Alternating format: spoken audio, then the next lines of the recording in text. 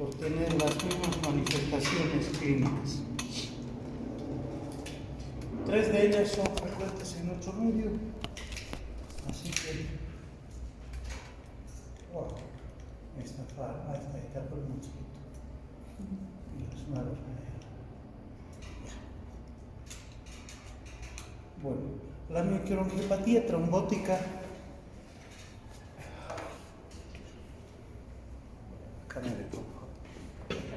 bueno, la microangiopatía trombótica, chicos, es una enfermedad que se caracteriza por la presencia de trombos en capilares y en arterias de la microcirculación de órganos blancos como son el cerebro, el corazón, los riñones, ¿sí? Obedecen a un sinfín de enfermedades, pero sus manifestaciones clínicas y la afectación renal son muy parecidas en todas ellas, ¿listo? Entonces, en los libros van a tenerla como MAT, la abreviación de la microangiopatía trombótica. Bueno, entonces diversas enfermedades caracterizadas por la tríada que se llama anemia hemolítica microangiopática, trombocitopenia y lesión renal aguda con afectación de otros órganos blancos. ¿Cómo están, chicos? Buenas noches. ¿Listo? En nuestro medio vamos a encontrar el síndrome urémico hemolítico, es una entidad frecuente, sobre todo en población pediátrica. La púrpura trombocitopénica trombótica asociada al embarazo de alto riesgo, como es la preeclampsia, el HELP y otras entidades, está presente. Y es una entidad que vamos a ir viendo más frecuentemente porque la población de pacientes trasplantados en nuestro medio tienen como primera droga de elección a la ciclosporina. Entonces estas 3 entidades las vamos a ver en este curso, ¿no? Las manifestaciones histopatológicas son como este es el polo vascular, acuérdense, acá está la arteria aferente y la arteria eferente, ¿listo? Acá se ve todo exangüe el ovillo, no hay luces capilares, por tanto la afectación podemos decir que es de la arteria aferente. ¿Listo? Acá se ve también lo mismo, el ovillo glomerular ha perdido las luces de los capilares y vemos trombos ya organizados, trombos hialinos. La necrosis fibrinoide todavía es un coágulo reciente en un evento agudo, pero así como ven en estas imágenes ya habla de mucha cronicidad la lesión. Por tanto, microangiopatía trombótica tiene 3 elementos: anemia hemolítica microangiopática, ya vamos a ver de qué se trata, trombocitopenia y lesión de órgano blanco, que en este caso es riñón, cerebro, tubo digestivo, miocardio más. Las entidades que van a producir microangiopatía trombótica son síndrome urémico hemolítico, la púrpura trombocitopénica trombótica, la eclampsia, la hipertensión maligna.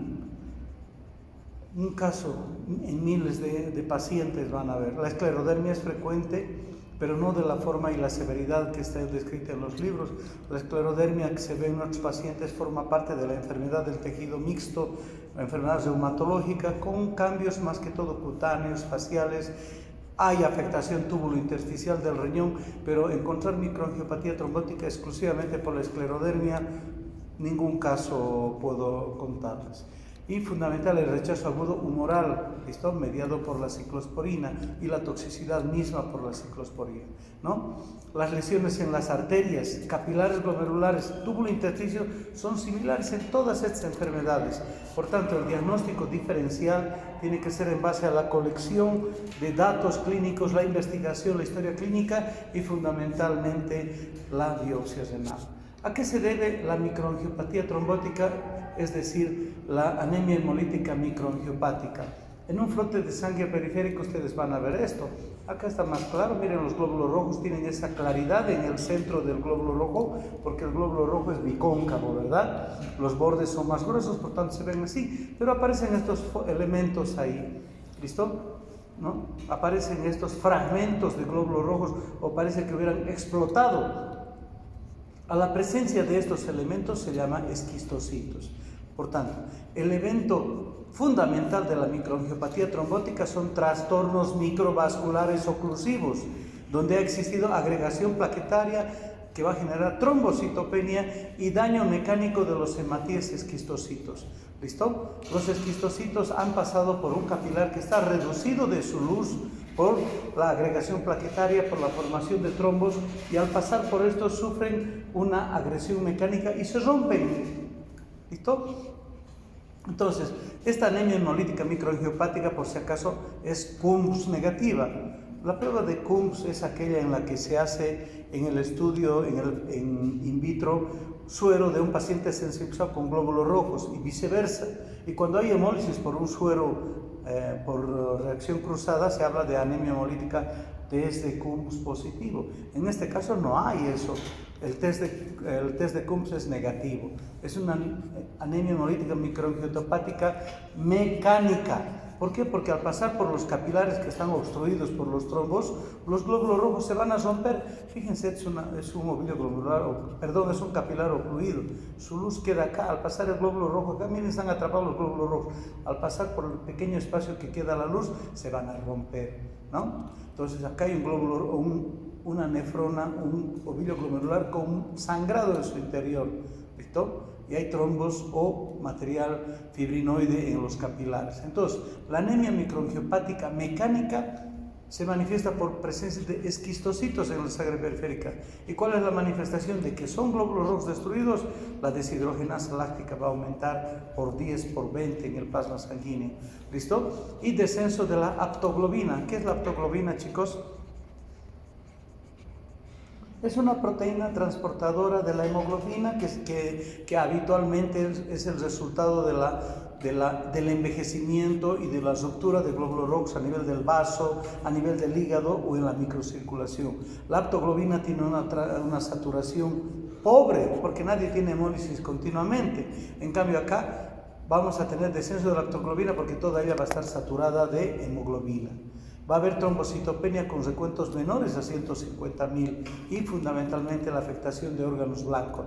En el órgano que nos preocupa es la lesión renal aguda, ¿listo? A nivel del sistema digestivo, como vamos a ver en el síndrome urémico hemolítico, va a haber heterorragia. Y a nivel del sistema nervioso central hay infartos, pequeños microinfartos, múltiples microinfartos a nivel del tejido cerebral. ¿Listo? Los trombos pueden localizarse en la arteriola o capilar glomerular. Cuando existe la localización en la arteriola aferente, pues reducen el contenido sanguíneo del ovillo glomerular y se ve todo pálido sin luces capilares.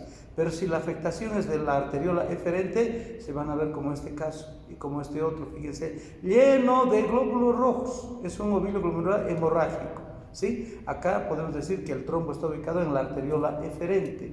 ¿Listo? Determina un ovillo congestivo, ¿sí? Los trombos se detectan por inmunofluorescencia y por tinción, por hematoxilina eosina también se pueden hacer, ¿listo? Entonces, y también necesitamos hacer inmunofluorescencia para detectar la presencia de complejos inmunes y tratar de determinar el origen de la microangiopatía trombótica. De estas tres entidades, las manifestaciones clínicas son casi parecidas y la evolución es casi idéntica, ¿listo? Pero no nos permiten diferenciarlas a cada una de ellas. Es decir, tenemos a gente que a nivel renal va a tener hematuria, proteinuria, caída del filtrado, hipertensión arterial. Esa es la afectación. Bueno.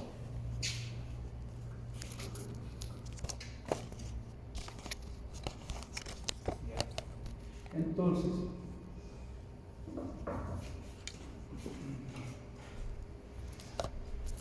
es el cargador.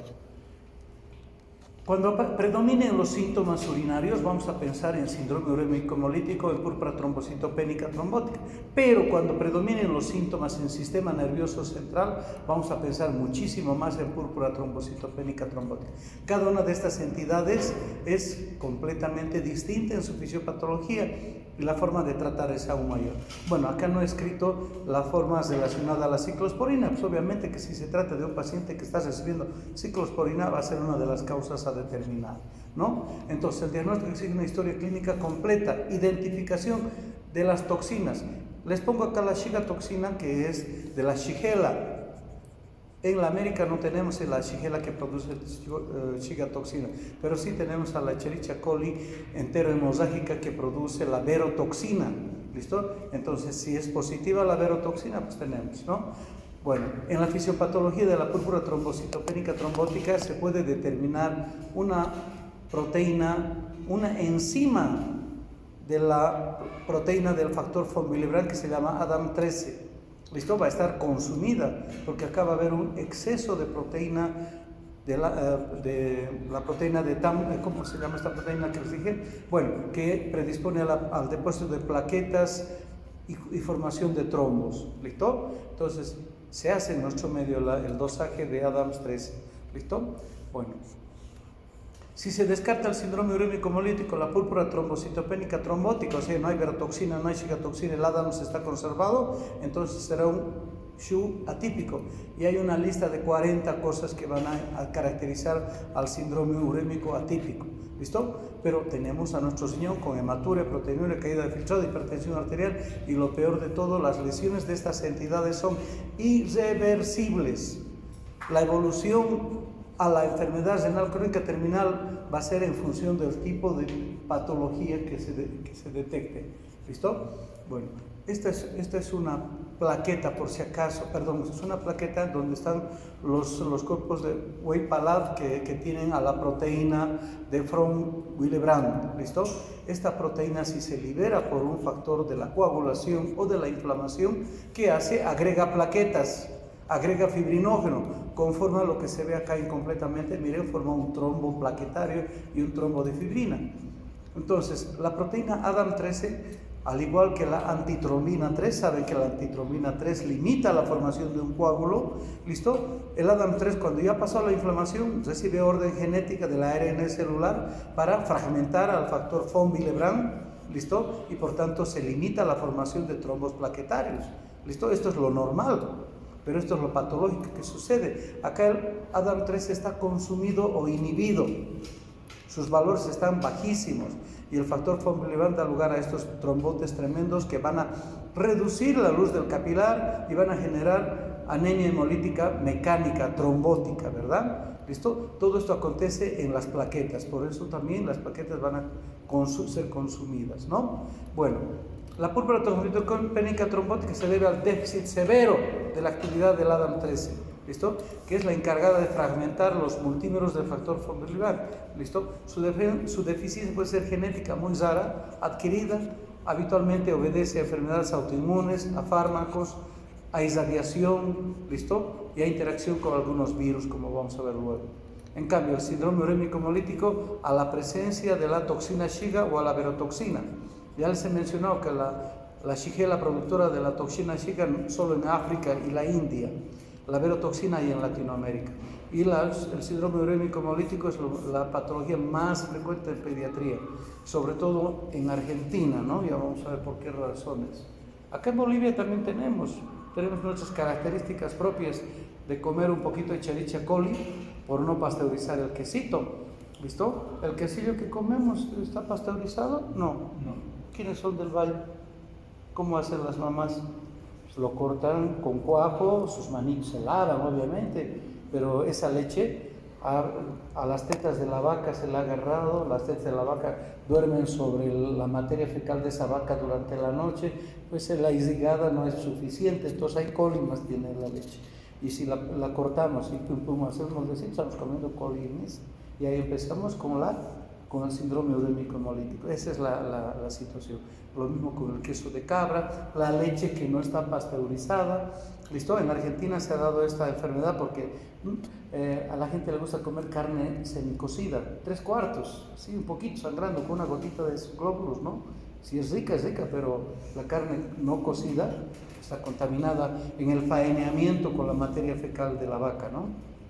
Bueno, el diagnóstico diferencial es un arte, pero podemos diferenciarlos. Cuando los trombos plaquetarios son sistémicos, es decir, hay manifestaciones del sistema nervioso, renal y otros órganos, pues hemos podido medir el ADAMS y sabemos que es la púrpura trombocitopénica trombótica. Acá falta, como no es una gráfica mía, nos falta agregar el embarazo. En el embarazo, la preeclampsia y la eclampsia son factores en nuestro medio. ¿Listo? Cuando los trombos son de predominio de afectación renal, acá tenemos dos entidades: la exposición a la toxina Shiga o a la verotoxina, que es el síndrome urémico hemolítico, y un déficit en el factor H. El factor H es un factor de estabilización del coágulo, de evitar la producción del coágulo. Es una enfermedad de entidad muy rara, que el déficit de esto de la proteína C también, pero bueno, hay que estudiarla. ¿Listo? En nuestro medio se desconoce el efecto del factor H en la formación de trombos en el riñón. ¿Listo? Si es un niño es un síndrome urémico clásico y si es un adulto es un síndrome urémico familiar. Ahora, las dos cosas coexisten. El paciente tiene trombos renales, trombos sistémicos y tiene un riñón de trasplante y entre su medicación está la ciclosporina. Es más probable que sea por la ciclosporina que antes del síndrome urémico, la púrpura trombocitopénica trombótica, ¿no? ¿Listo? Entonces, acuérdense, púrpura trombocitopénica trombótica, mayor afectación del sistema nervioso central. El síndrome urémico hemolítico, mayor fracaso renal. ¿Listo? Pero el síndrome urémico hemolítico también afecta al sistema nervioso central cuando la afectación es a adultos. Hay microinfartos, hay tremenda afectación del sistema nervioso central y en los niños cuando hay convulsiones, que también es por microinfartos, es una indicación de hacer plasmaféresis de urgencia. ¿Listo? Bueno, en la púrpura trombocitopénica trombótica las características son las mismas: trombocitopenia, anemia hemolítica y los trombos plaquetarios en la microcirculación. ¿Listo? Obviamente que el síndrome urémico hemolítico acá habla de brotes epidémicos de diarrea en los niños.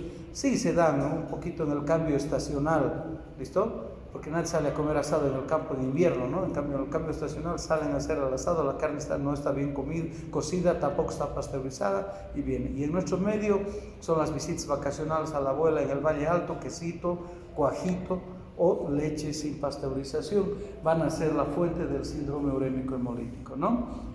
La clínica y el laboratorio son similares para las tres entidades. ¿Listo?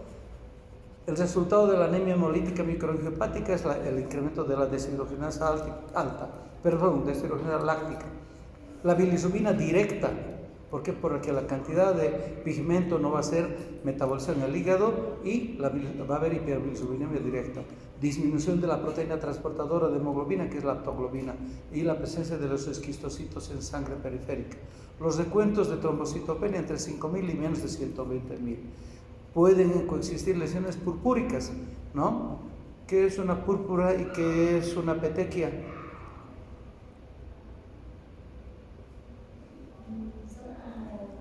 Ferte. Son como los hematómas, pero la diferencia es que la púrpura es como mayor. Le aprieto a ella, no desaparece. En cambio, la petequia le aprieto, sí desaparece, ¿no? Las dos son hemorragias capilares, pero la púrpura no desaparece. Y aparte, la púrpura tiene un componente inflamatorio y duele más, ¿no? Porque ahí están impactados plaquetas, hay un trombito, microtrombo, y que va a dar dolor. ¿Ok? ¿Listo? Entonces, púrpura, trastornos neurológicos en la PTT más que en el SHUM, la insuficiencia renal aguda, ¿listo? La proteinuria es de valores bajos y la pérdida del volumen urinario es precoz. ¿Listo? El sedimento es poco expresivo, proteinuria, hematuria, hipertensión, etc. ¿Listo? Siempre va a existir fiebre y el complemento 3 siempre está reducido en la mitad de los casos. ¿Por qué creen esto? Porque el producto final del complejo es el CH50. La activación del complejo genera una enzima proteolítica que destruye más al endotelio todavía.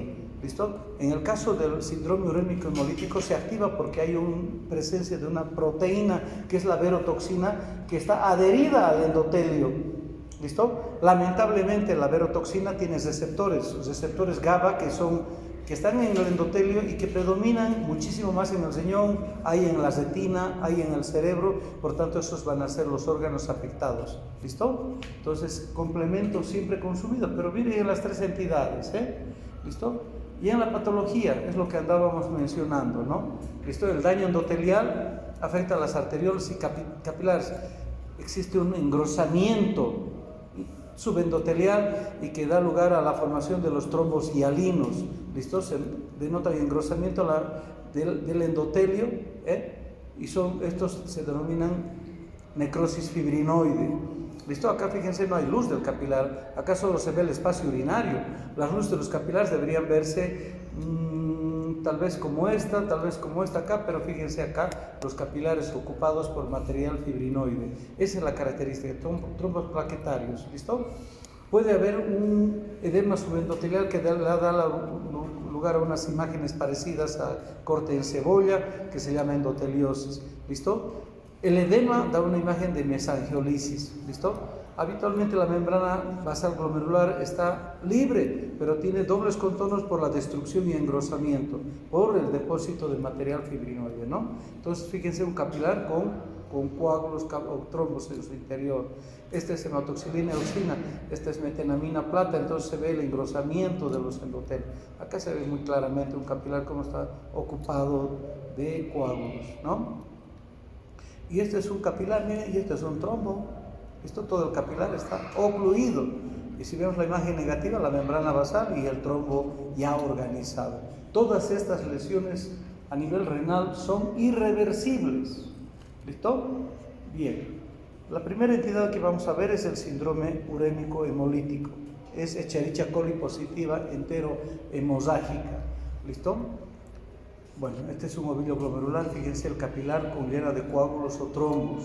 Y acá vemos un capilar con ese fenómeno de hialinización. Y prácticamente todo el segmento va a estar reducido en su componente vascular, ¿no? El síndrome urémico hemolítico es una entidad que en el año 72 ha ocasionado una epidemia de insuficiencia renal aguda en la Argentina. Más de 170 niños se han muerto, ¿listo? Y los que estaban aún con vida necesitaban diálisis, y gracias a ese evento se ha legalizado que la diálisis sea gratuita. Imagínense, han muerto 170 niños para que la ley diga que la diálisis es gratuita, porque en ese tiempo era privado el servicio de diálisis, no era tan difundido como es al presente, y desde esa fecha el programa de diálisis es para toda la población. ¿Listo? Acuérdense, el síndrome urémico hemolítico compromete principalmente a los riñones, ¿listo? Sistema nervioso central, corazón, páncreas, después, en esa frecuencia. ¿Listo? Hay 500 casos por año en Argentina, es el lugar donde más se ha estudiado, por tanto tiene más frecuencia. Yo creo que no estamos tan lejos, por lo menos 100 casos nuevos debemos tener en Bolivia que no se estudian. ¿Listo? Yo todavía cuando era niño escuchaba la palabra disentería. A ver, ¿qué les dice disentería a ustedes? La diarrea es con sangre. Flema y sangre. Pucha, mis compañeritos todos tenían disentería, yo no sabía qué. Y nadie sabe si era síndrome urémico hemolítico. ¿Listo? Entonces, así que las posibilidades de que haya sido el síndrome urémico hemolítico y de que haya, es porque no estudiamos en nuestro medio. ¿Sí? No lo estudiamos. Entonces, el síndrome urémico hemolítico viene con la contaminación fecal de los alimentos lácteos y de la carne, ¿no? Punto. ¿Listo?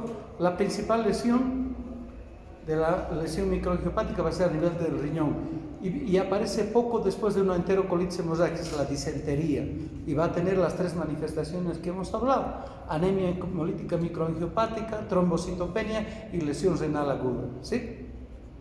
Entonces, esto resulta de la contaminación por la Escherichia coli enterohemorrágica, productora de la verotoxina. La infección inicial va a dar una gastroenteritis, ¿listo? Posterior al consumo de carne de ganado, ciervos, ovejas, cabras, ¿listo? De una familia, vimos acá, de que por comer el quesito de paria, ¿ya? ¿Conocen el quesito de paria? Nadie se lo de ellos, ni por si no. No conocen el queso de paria. Es una historia ancestral de Bolivia. Es el queso de cabra así en un disco acuñado.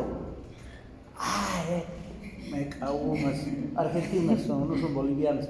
El quesito de paria era el regalo que los familiares que teníamos en Oruro y en Potosí llegaban a Cochabamba y envuelto en pajitos, nos traían así, bien salado pero bien rico, ¿sí? Entonces era del queso de cabras. Bueno, ahora van a preguntar a sus papás, pues, para saber qué es la identidad del boliviano. El quesito de paria era un regalo, pero nadie se moría en ese tiempo, ¿no? Pero ¿cómo será?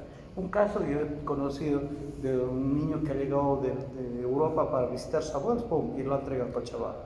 Punto. Entonces, posterior a comer carne de ganado, ¿visto? Y en otro medio ustedes no van a negar que el faeneamiento del ganado familiar, oveja, cabra, se produce en la casa. ¿Y sobre qué faenean? Sobre el barro, sobre el material contaminado. Entonces, eso es fundamental. ¿Listo? Al contaminarse con los intestinos, ¿listo? Donde vive habitualmente la Escherichia coli. ¿Listo? La contaminación fecal durante el faenamiento o durante la extracción de la leche inicia el proceso epidemiológico del síndrome urémico hemolítico. ¿Listo? Entonces, carne contaminada, productos lácteos no pasteurizados, las hamburguesas crudas de ternera, esto ha sido el boom en Argentina, salamines no pasteurizados, agua no pasteurizada, frutas, verduras contaminadas con heces fecales del ganado. ¿Listo? Es la principal causa en Latinoamérica todavía para los menores de 5 años de la enfermedad renal aguda. ¿Listo? Argentina tiene la mayor incidencia, tiene 22 casos por 100.000 niños menores de 5 años. ¿Listo? La importancia de esta enfermedad es que 20% en edad adulta va a desarrollar enfermedad renal crónica, digo, luego de 15 a 20 años. ¿Sí? Y tiene un 4 a 5% de mortalidad, más que todo por las complicaciones. ¿Listo? Acá no se ve bien la mano, pero ¿qué está haciendo? Con su mano está cortando la carne y el cuchillo se veía acá, ¿no? Me ha cortado la foto, ¿ya? ¿Qué hace el asador cuando les invitan a su casa? Con ese cuchillo que faena la carne, les corta un pedazo de carne y les pone a la boca. La carne que encima media cruda está, con el mismo cuchillo que se ha faeneado o se ha cortado la carne, les invita a echar col y diable y ahí empieza el... ¿Sí? Por eso, en la propaganda en la década del 70 y el 80 en Argentina, tu parrilla con 2 cuchillos, uno para la carne y uno para que comas. ¿Sí? Ahí empezaba la educación. ¿Listo? Y la carne siempre cocida. La hamburguesa así sangrando no va. Bueno, esta es una foto de la Cherichia coli, ¿no? Bueno, entonces aparece fundamentalmente en los meses cálidos del año. ¿Listo? Siempre de elección de sexo, la edad promedio 4 o 5 años. 90% de los casos de la población pediátrica siempre va predecida de diarrea. Pasa lo siguiente, la bacteria que se ha consumido, llega al tubo digestivo, coloniza colon sigmoide, la porción terminal del intestino delgado y el colon ascendente y el sigmoides, ¿listo? Y tiene su capacidad de invadir a las células intestinales y de ahí entra al torrente circulatorio. Se reproducen en la mucosa intestinal, ¿listo? Las toxinas, bueno, pasan al sistema digestivo y de ahí al flujo sanguíneo. Las toxinas se depositan en los riñones, pero se van a depositar en los riñones porque tienen estos receptores endoteliales para poder entrar a los capilares o glomerulares, ¿no? Entonces, hay una asociación entonces de la verotoxina y la Escherichia coli enterohemorrágica, ¿no? Entonces, luego de la colonización y aparece la colitis hemorrágica grave. Pero esta cura, chicos, los anticuerpos generan anticuerpos suficientemente para reducir la población de la Escherichia coli, sanan las heridas que son úlceras en el colon sigmoide, ¿listo? Y pasa un tiempo de latencia, ¿listo? Entonces, el paciente cura de la diarrea, es posible que en ese tiempo el pediatra le haya dado antibióticos, antidiarreicos, etc. Se va a la casa, pasan 7 a 14 días y el niño reaparece a la consulta con una anemia hemolítica de aquellas, con una lesión renal, con requerimiento dialítico, etc. ¿Por qué? Porque el segundo paso, acá ha habido población bacteriana. ¿Qué produce la bacteria? Verotoxina. ¿Qué hace la verotoxina? Se une por los receptores GABA del endotelio vascular que predominan en los riñones, corazón y cerebro y para el sistema de ARN mensajero. Parar el sistema de ARN mensajero es como sacarle la luz de vida a todas las células y ahí se produce apoptosis celular, ¿no? Inhibe la síntesis de proteínas, determinando lesiones celulares y muerte celular. ¿Listo? Entonces, esa es la situación que sucede. Hay 2 cepas, y las hay en nuestro medio, de Escherichia coli enterohemorrágica, la 157 y esta la 25H, productoras de verotoxina. ¿Listo? La Shigella dysentería que produce la cigatoxina solo en África y Asia, no la tenemos nosotros, menos mal. ¿Listo? Acuérdense que la bacteria que nos las hemos comido tiene un factor de adhesión al enterocito y la toxina tiene receptor endotelial que se llama globotriacilceramida. Y nunca se acuerdan en el examen, ¿listo? Que tiene 2, ahí mira, aquí están anotando, que tiene siempre 2 subunidades, la subunidad beta que está en el endotelio glomerular y la subunidad alfa que está en el ARN ribosomal, ¿listo? Predominan a nivel glomerular, luego en miocardio, luego en cerebro, por eso hay lesiones en estos diferentes órganos, ¿listo? Bueno, entonces esto es importante que sepan. La infectividad es gracias al factor de adhesión. El factor de adhesión está en los pili de la Escherichia coli. Se han fijado que parece un osito de peluche, ¿no ve? Esos son los pili que hacen que se adhiera al enterocito, la colonice y lo mate prácticamente. Libera las endotoxinas y las endotoxinas tienen receptor endotelial y en los órganos blancos de la víctima, ¿no? Punto. Entonces, el paciente va a referir necesariamente en el 90% de los casos un cuadro de diarrea autolimitada, ¿no? Entonces hay que valorar esa etapa prodrómica, ¿no? Entonces su diarreico positivo, decimos, una diarrea disenteriforme con deposición sanguinolenta, cólicos, vómitos, fiebre. Puede existir prolapso e intususcepción intestinal. ¿Entienden lo que es intususcepción intestinal? Cuando hay diarrea, ¿qué es el fenómeno que duele? Ay.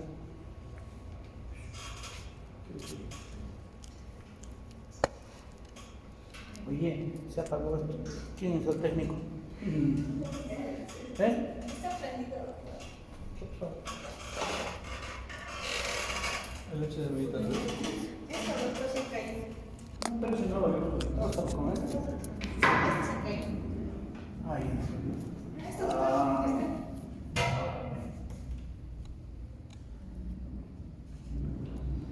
Sufrimos de los cambios.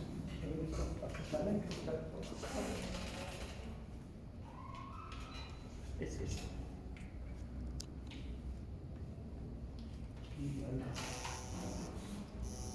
Ahí.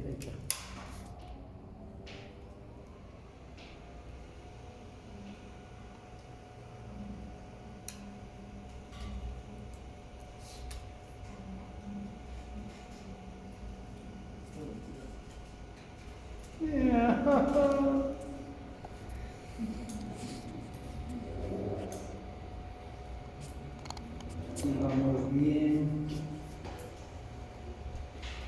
hasta que ya. Vamos. Mira, se vuelve a apagar. ¿No será que se ha calentado? Bueno, sí, su sistema que se ha prendido por el teléfono se ha calentado, pero ya está bien. Solo la ventiladora se ha apagado. Sí.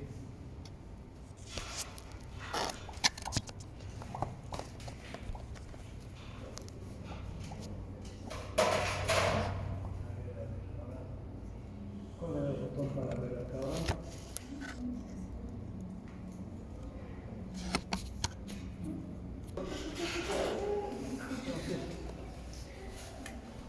Estábamos en el análisis, ¿no? Sí. Bueno, que hay una etapa prodrómica en la que se ha curado la fase de diarrea y todo. Puede haber prolapso dental, intususcepción. El niño está con cólicos, pues. ¿Y qué pasa cuando hay cólicos en exceso? Un segmento del intestino puede introducirse dentro del otro y eso genera un abdomen agudo. Se ven cirugías en blanco por prolapso, por apendicitis y esta intususcepción que sí puede generar resección intestinal, ¿no? Y el síndrome ureico no diarreico sobre todo se va a presentar en personas adultas, ¿listo? Va a haber vómitos, fiebre, infección de vías respiratorias, etc. ¿Listo? Esta fase de prodrómica de 5 a 7 días posterior a la diarrea, ¿listo? Y el niño aparece con una brusca anemia, palidez generalizada, lesiones purpúricas, tendencia hemorragípara, puede haber hemorragia digestiva, equimosis, alteraciones neurológicas de distinto grado de afectación, desde irritabilidad, letargia, convulsiones, puede haber ceguera, puede haber focos motores y coma. Acuérdense que estas lesiones, así como la del riñón, son irreversibles, ¿listo? Habitualmente en pocos días oliguria, anuria, hipertensión arterial, anemia, síntomas urémicos, requerimiento dialítico. Puede haber también infartos en el hígado que van a dar lugar a ictericia, hepatomegalia. El cuadro crítico dura de 8 a 12 semanas. La muerte se produce por complicaciones sobre todo infecciosas, ¿listo? Para estas entidades no existe tratamiento, ya vamos a ver, solo hay medidas de sostén, ¿listo? Entonces, el síndrome urémico típico asociado a diarrea y la H. coli con verotoxina positivo, bueno.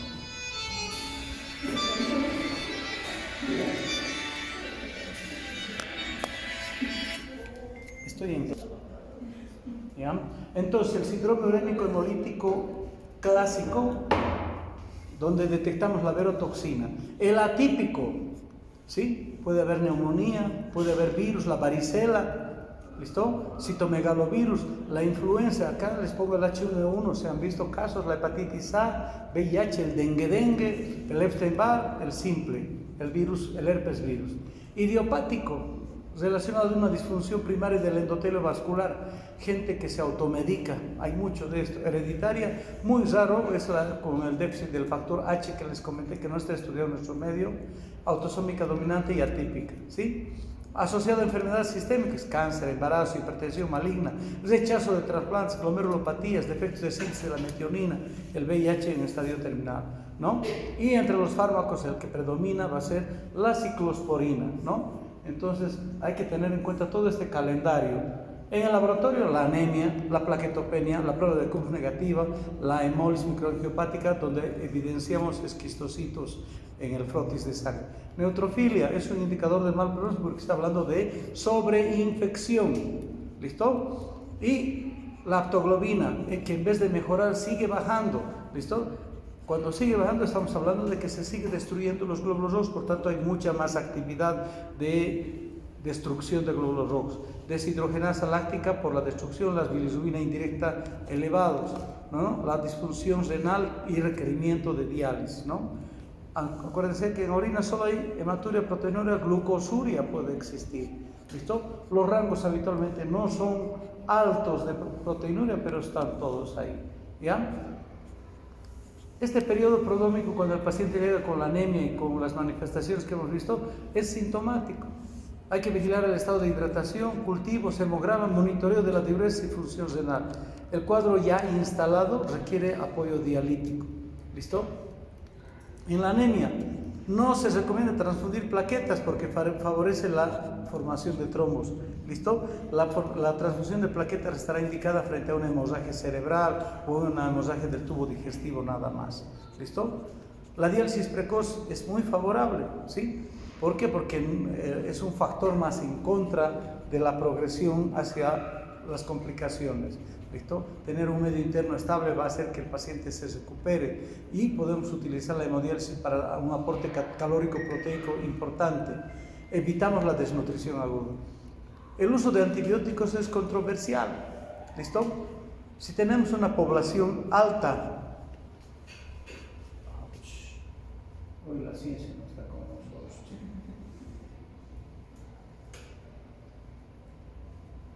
Bien. Si sabemos que tenemos una población alta de E. coli, ¿qué hace el antibiótico bactericida?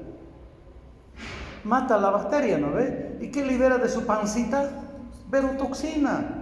Entonces, es controversial. Si el paciente ha tenido un evento neurológico todavía, el uso de antibióticos tiene que ser específico en base a un cultivo o antibiograma, ¿listo? Darles esquema antibióticos bactericidas de amplio espectro aumenta la carga de verotoxina y mayor compromiso cerebral, miocárdico y renal, ¿listo? Promueve liberación de verotoxina. La plasmaféresis es un protocolo en Argentina. El niño basta que tenga irritación cerebral, inquietud y todo, ¡puf!, adentro, ¿listo? En nuestro medio todavía no lo tenemos así. Luego está un anticuerpo monoclonal contra el complemento para evitar mayor daño endotelial. ¿Listo? Cuando el complemento está muy consumido, es importante reducir la actividad del complemento para reducir el daño hacia los órganos blancos, ¿no? Bueno, nosotros en hemodiálisis, esta chiquita tenía síndrome urémico hemolítico, convulsiones, está con vida al presente, ¿listo? Y esta es una paciente que ha venido de España, ha venido de España y ha venido a comer quesitos y ahí es donde se ha contagiado. Le hemos hecho plasmaféresis con filtro, las dos personas están con vida, ¿no? Entonces la plasmaféresis es una opción terapéutica. ¿Por qué? Porque depuramos inmunoglobulinas, mediadores inflamatorios, ¿listo? Pero fundamentalmente reducimos la capacidad trombogénica de los mediadores liberados por las plaquetas y reducimos la cantidad de verotoxina circulante aunque esté fijado a las proteínas, ¿sí? No tenemos tratamiento, no hay tratamiento, ¿listo? No hay un esquema. Hay tratamientos con antiagregantes, corticoides, inmunosupresión, gamma globulina, prostaciclina, plasma fresco, plasmaféresis y el eculizumab. Cada uno tiene su importancia en el momento en que se los requiere, ¿sí? El control de la forma epidémica parece que es la solución sanitaria, es decir, comer quesito pasteurizado, leche pasteurizada, ¿no? Entonces no hay un tratamiento y tampoco hay vacuna, ¿sí? No hay vacuna para la E. coli enterohemorrágica. ¿Listo? Factores de mal pronóstico, oligoanuria temprana y prolongada. Debemos hacer una biopsia si constatamos que casi todos los ovillos glomerulares están muertos. ¿Listo? Cuando el requerimiento dialítico es prolongado, con seguridad va a evolucionar a la forma crónica. La hipertensión y la proteinuria persisten por años. ¿Listo? La intensidad de las manifestaciones neurológicas y extrarrenales no se modifica. ¿Listo? Quedan con los daños que han sufrido. Perdón. ¿Ya? Entonces, los trombos capilares se evidencian en las lesiones, existe tumefacción endotelial, trombos fibrinopaquetarios, el edema de la matriz mesangial, ¿listo? Todas son lesiones comunes a todas estas enfermedades. Lo que determina es el antecedente de diarrea, la presencia de verotoxina, etc. ¿Listo? Las secuelas neurológicas en menos del 5% de la población. Pueden existir lesión hepática, pancreática o de otros órganos por tiempo moderado. Las hematológicas solo durante la etapa aguda se corrige todo. ¿Listo? Entonces existe un 4 o 5% que se queda con el requerimiento de diálisis y el resto dentro de 15 a 20 años va a evolucionar a la enfermedad crónica, ¿no? Recuperan su función normal luego de algunos meses, ¿no? 40% de los pacientes queda con una depuración reducida, es decir, son ERCs, y entre 10 a 15 años van a necesitar diálisis y trasplante. Las secuelas neurológicas, ceguera, fotomotor, no se corrigen. ¿Listo? Bueno, preguntas hasta acá, chicos. ¿Hasta qué temperatura entonces sería bueno? En sí, el que sí yo dijo no, creo que es como un factor de riesgo de consumo. Que no es crudo. Bacterias vivas que están ahí. Masticarlo bien. No, tiene que ser pasteurizado. ¿Listo? Nuestra tradición es comer el quesito, como quesito, y comer manitos, ¿no? Reservados a la comadre que ha hecho caco, la carrera de los hijitos recién. ¿Listo? A mí me da pánico, me da tristeza, y a mí te juro, tú le das a esta gente que diga y que te vende el tostadito, ¿no? Cerca de la una caquita de sus hijos, ¿no? Así que nos hermanamos con las familias, yo lo sigo para eso, ¿no? Entonces es nuestra realidad, el quesillo, la leche. ¿Cómo se llama la primera leche de la vaca con desengaño? Ya, bla. En Tarija se llama Diana. Acá tiene otro. El sucumbé. La primera leche de la vaca que ha parido, sin ganas. ¿Sí? Es así que vamos. Ya has dicho, no hay tratamiento, ¿no? Y también son nuestros hábitos y costumbres. Nada más. ¿Listo? Pero pues es así, es el amor de nuestra gente, quesillito fresco, que sí es rico. Es rico, tiene una competencia. Todos son cochabambinos acá, ¿no? Pero esa es la realidad. Hay en nuestro mundo y no hay ningún estudio serio. Cuando no vienen nefrólogos pediatras, me la pasaba que salían días peritoneal a los niños, hasta que hubo el hijo de un pediatra. Pues sí. Recién los pediatras aprendieron la letra y a dar clases de zoología, ya tenían que dar la clase como ustedes, a los residentes de pediatría. Sí, no había ni criterios diagnósticos, los pediatras no, pero esa enfermedad a la Argentina. ¿Ya? Bueno. Mañana continuamos con el PPT y otras enfermedades más relacionadas a la